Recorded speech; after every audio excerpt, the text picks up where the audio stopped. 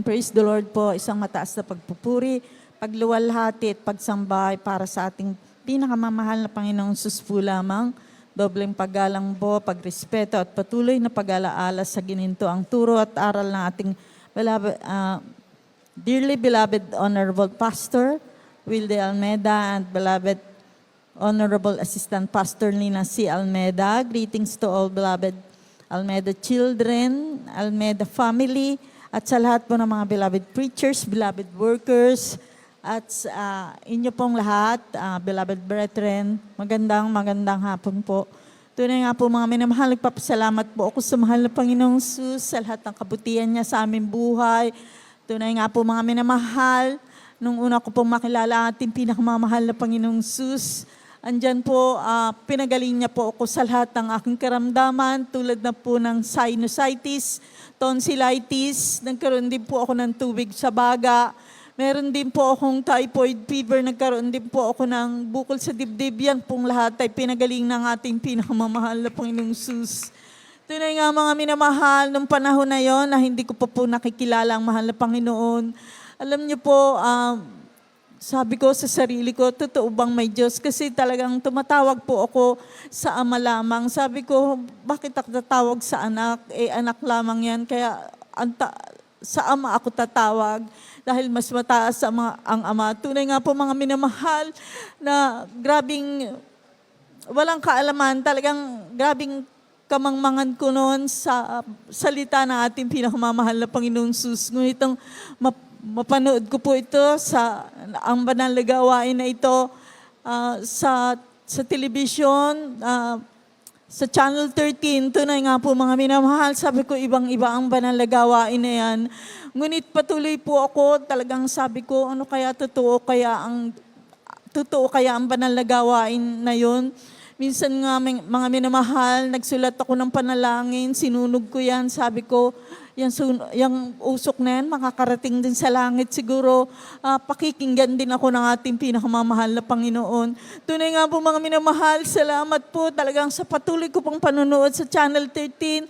Hini po ako ng mahal na Panginoon at nung sabi ko, pagluwas ko sa Maynila, magpapabautismo ako sa tubig sa pangalan ng Jesus. Tunay nga po mga minamahal, pinagaling ako na ating pinakamamahal na Panginoon. Praise the Lord. Sa lahat Hallelujah. ng aking karamdaman. At tunay nga po mga minamahal, sa unang taong ko ng aking paglilingkod, tunay nga po mga minamahal, andyan po na sinubok ako ng mahal na Panginoon Jesus. Andyan ang aking mga mahal sa buhay. Galit na galit po sila sa akin sa pagdalo. Ngunit talagang sa loob po ng isang taon, siguro 5 beses lang po ako nakakadalo. Ngunit salamat sa mahal na Panginoon, dumaan ng maraming panahon, talagang nibigyan po ako ng kalakasan ng loob ng mahal na Panginoon. Talagang hindi po sa guni-guni ko po, hindi ko po naisip na ako'y tumigil sa paglilingkod sa mahal na Panginoong Jesus. At ngayon po talagang 3 times a week na po ako nakakadalo. Talagang salamat sa mahal na Panginoong Jesus sa lahat ng biyayang yan. At ganun din po mga minamahal, sinubok din po kami, nawalan po ng trabaho ang aking beloved husband, manliliit pa po ang aking mga anak. Tunay nga po mga minamahal, grabing paghihirap, talagang hindi ko po alam. Sabi ko, paano ko kaya pag-aaralin ang aking mga anak? Talagang walang-wala po kami. Minsan nga po dumadating po yung pagkakataon na ayaw ko na pong imulat ang aking mga mata. Sabi ko, wala rin namang mangyayari sa araw na ito. Ngunit talagang napakabuti ng mahal na Panginoong Jesus. Lahat ng anak ko, mga minamahal, nakatapos ng pag-aaral. Talagang lahat po sila naging scholar po. At talagang provided po ng mahal na Panginoon. Kahit po ang mga baon nila, talagang may hinipo po. Kaya salamat sa mahal na Panginoon. May kanya-kanya na po silang hanap buhay. Yung aking panganay po nandun na po sa dako ng Australia. Talagang pinagpala po siya. Talagang pagdating po niya doon, na-promote agad siya sa kanyang trabaho. Talagang bagamat talagang dumating pa rin po yung pagsubok, andyan po na may nainggit po sa kanya. Sabi niya, parang minamaliit po siya. Sabi niya, kabago-bago mo dito, bakit mapupromote ka agad? Alam niyo mga minamahal, talagang andyan na lumalabas sa bibig niya na ang pagmumura dun sa naiinggit sa kanya. Alam niyo mga minamahal, ang ginawa ko, pinalihens ko po yung picture nung babae na yung babae na naiinggit sa kanya. Tunay nga po mga minamahal, hingi po siya ng mahal na Panginoon. Nagsorry po siya sa aking mahal na anak. Kaya salamat sa mahal na Panginoon sus. Talagang napakabuti ng mahal na Panginoon. Ngayon po, bali assistant manager na po siya. Kaya nagpapasalamat po ako sa mahal na Panginoon. Kasi bago lang po siya sa hospital. Bali nurse po ang aking anak ko.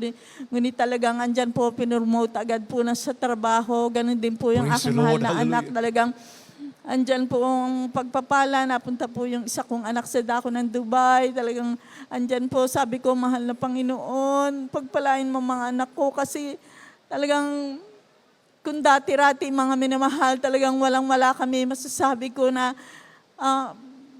iniaho na kami ng mahal na Panginoon sa kahirapan. Bagamat hindi po kami mayaman, pero talagang andyan ang mahal na Panginoon. Hindi na po katulad ng dati. Talagang grabe po yung sasalamatan kayo sa mahal na Panginoong sus.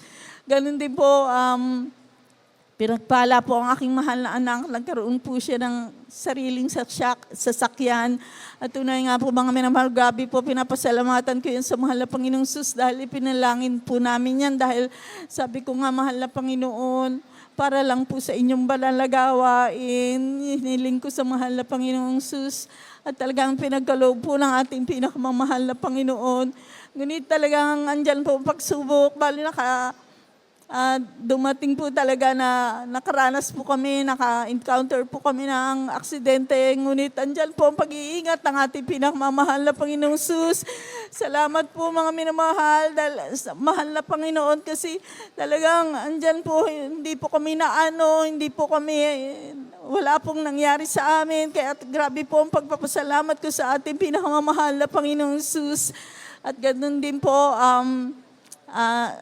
sa kagalingan ng aming mga sakit. Nandyan po, dumating po sa amin na inuburin po kami, nilagnat, ngunit pinagaling po kami ng ating pinakamamahal na Panginoong sus. Kaya po ang lahat ng kapurihan, pagpapasalan, pagluwalhati, tangin sa ating pinakamamahal na Panginoong sus po lamang.